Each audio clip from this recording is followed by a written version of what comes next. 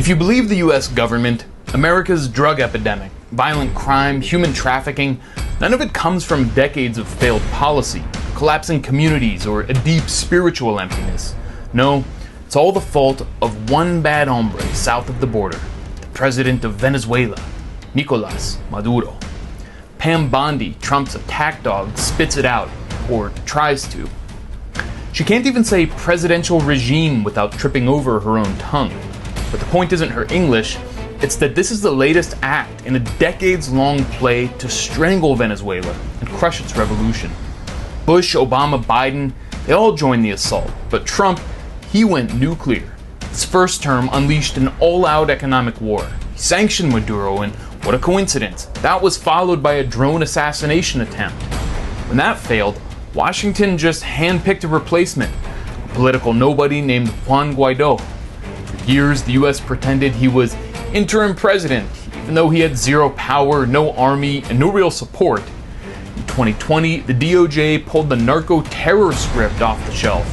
Maduro, they claimed, ran the cartel of the suns.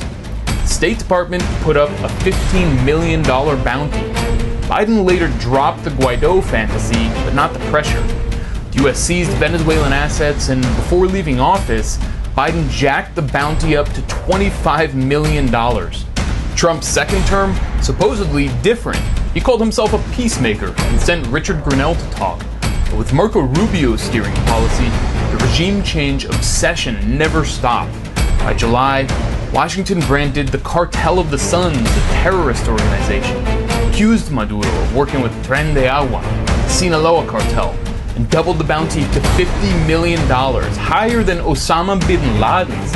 Just this week, Pam Bondi bragged about seizing $700 million in Maduro-linked assets. And she's still fear-mongering. This is projection on steroids. Washington is pinning its own homegrown crises, fentanyl overdoses, gang violence, collapsing cities, on a country that refuses to kneel. The Trump administration's war on Venezuela isn't about drugs, crime, or human trafficking. It's about crushing an independent Latin American state and dressing up imperial power as self-defense.